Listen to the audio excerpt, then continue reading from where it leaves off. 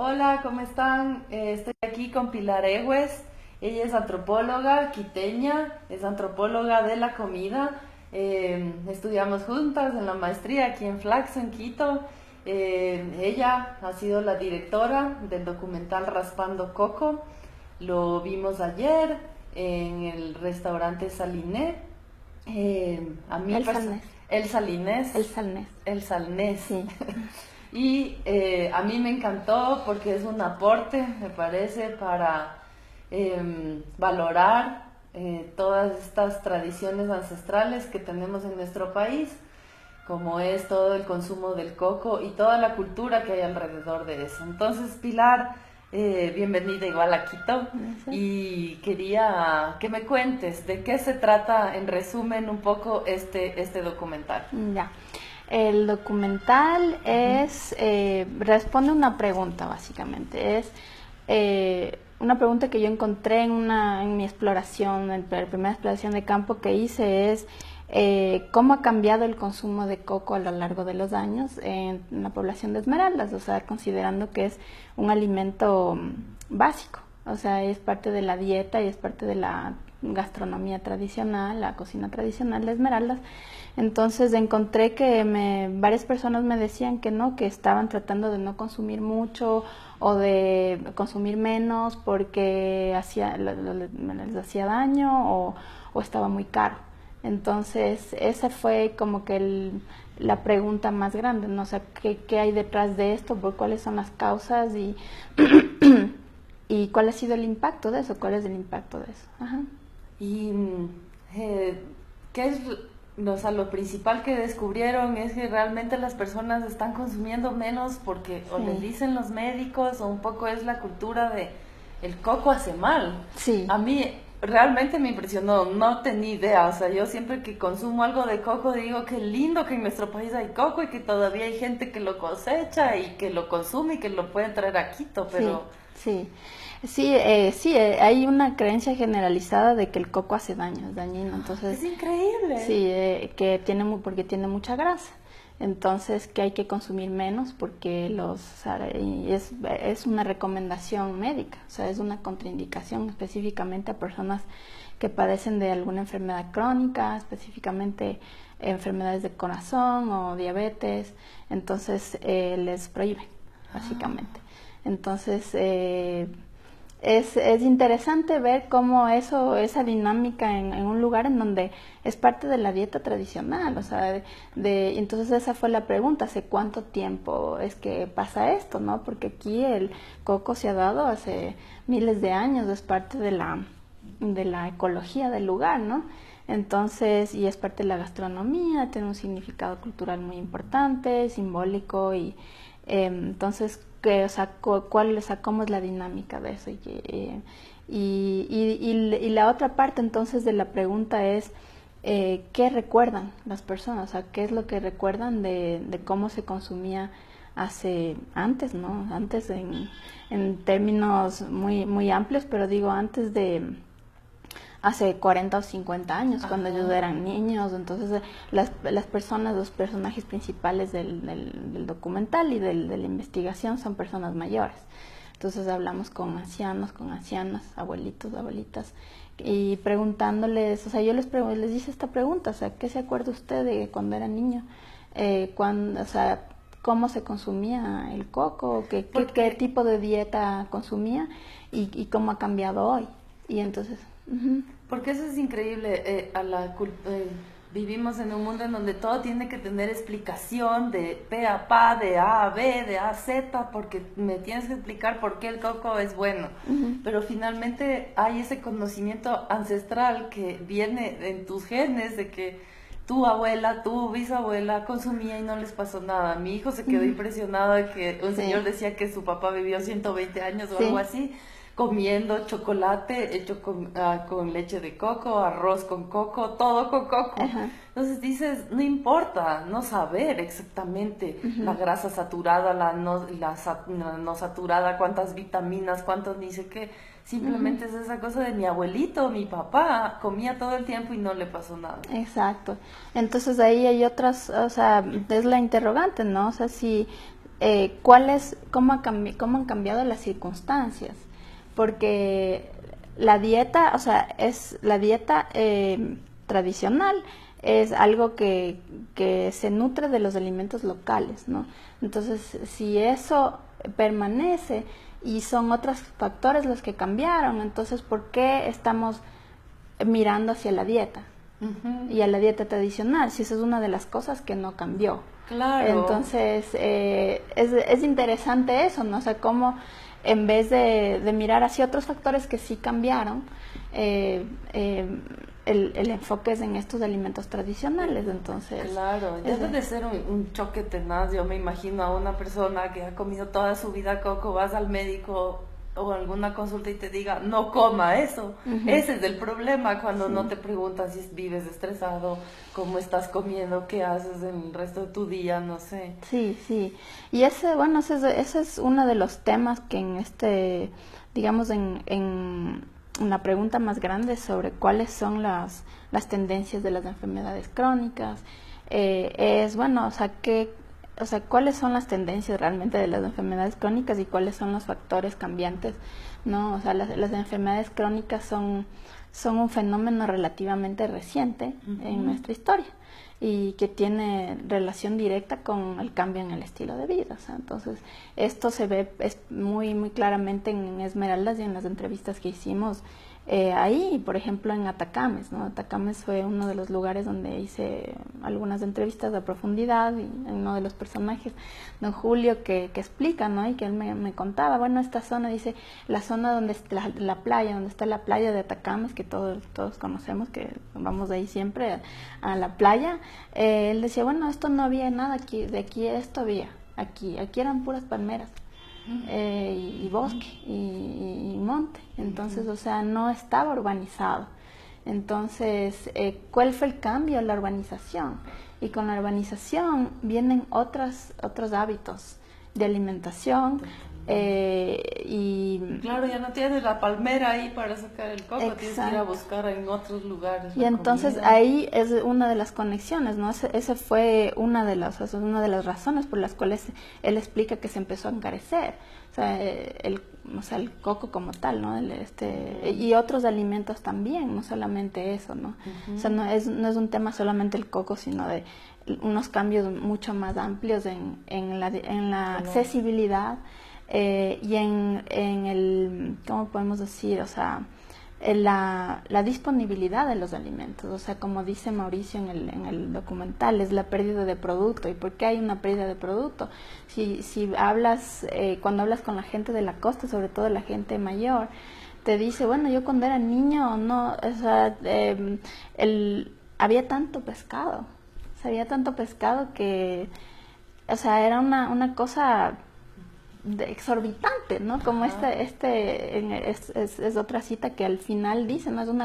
Es exorbitante la cantidad que se consume, porque era así, o sea, eso es como ellos lo recuerdan, la abundancia de comida, la abundancia de comida en el mar, y eso ha cambiado muchísimo con el tema de la urbanización, la industrialización de los alimentos, la industrialización de la pesca, y entonces todo eso impacta directamente en la dieta y en la accesibilidad a estos alimentos altamente nutritivos. Claro. Entonces, o sea, uno de los resultados de la investigación, una de las cosas que encontré en esta investigación, realizando la investigación bibliográfica, es en cuestión de desnutrición, ¿no? La desnutrición infantil en Esmeraldas es relativamente baja. Comparada con la desnutrición infantil en otras partes del país. Y la razón es por la cual es la disponibilidad en la dieta de alimentos altamente nutritivos, proteínas de alta calidad que vienen del mar. Y grasas de alta calidad.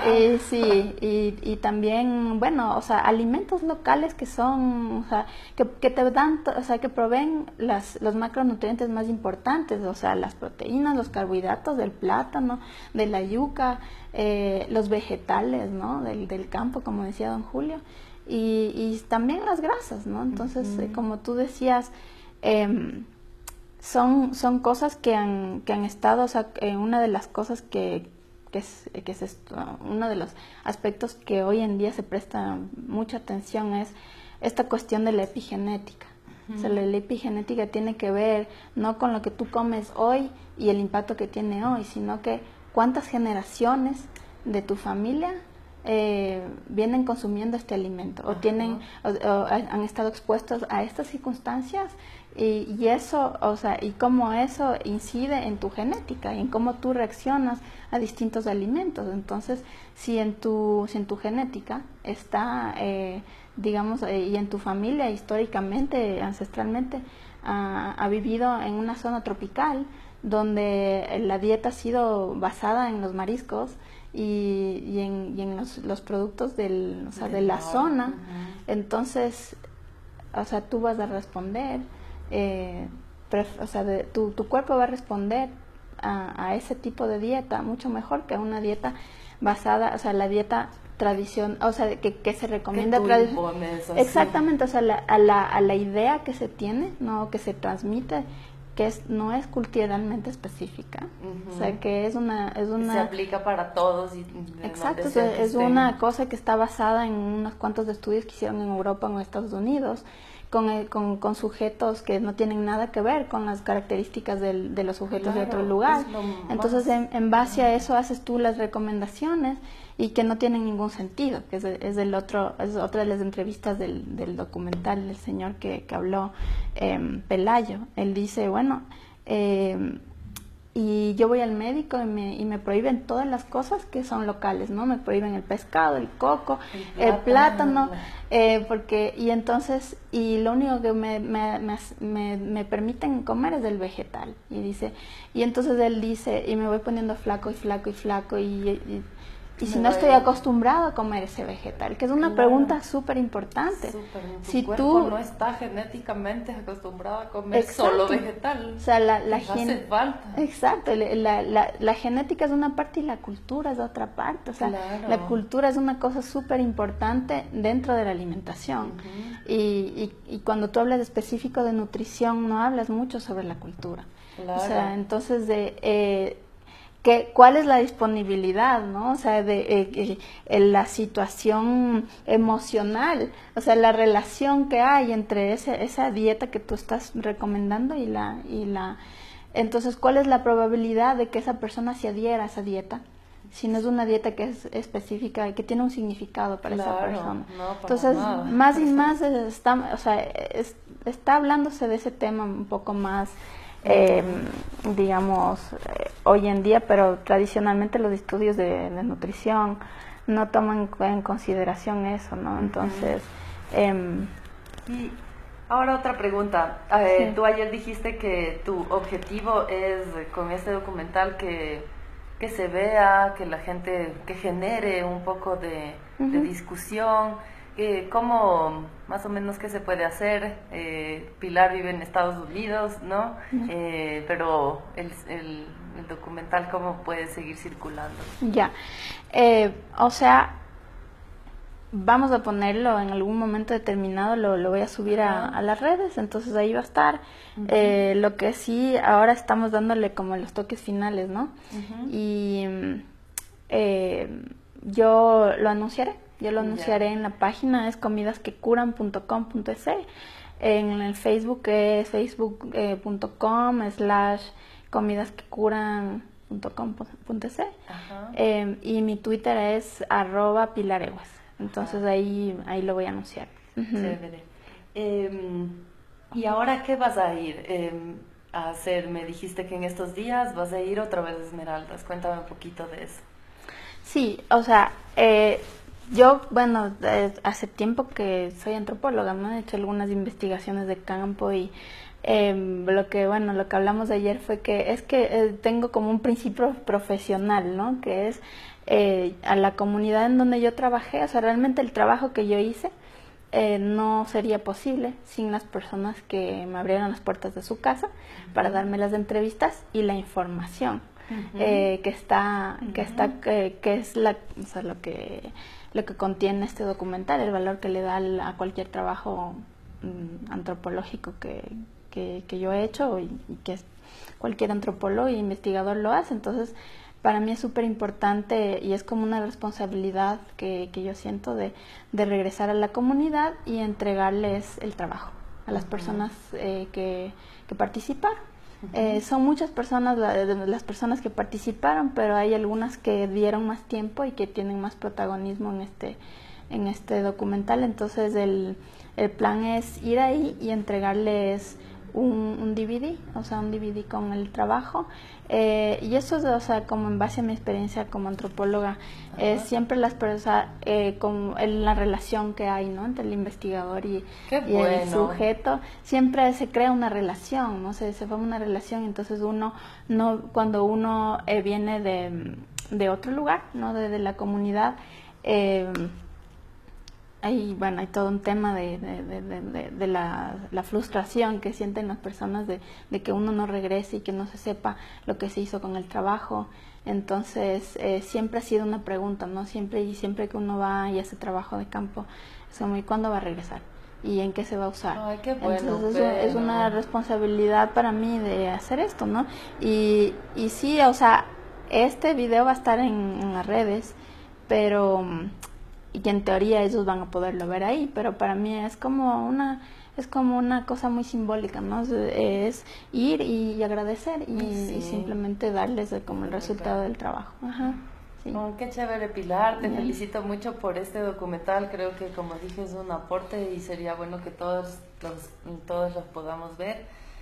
Personalmente me quedé con la idea de que tengo que intentar hacer el masato, que es una bebida como entre espesa y no tan espesa de maduro con leche de coco. Uy, debe de ser una cosa riquísima. Y canela. Y canela, sí, yo hago así las tortillas de maduro, hiervo el maduro con canela.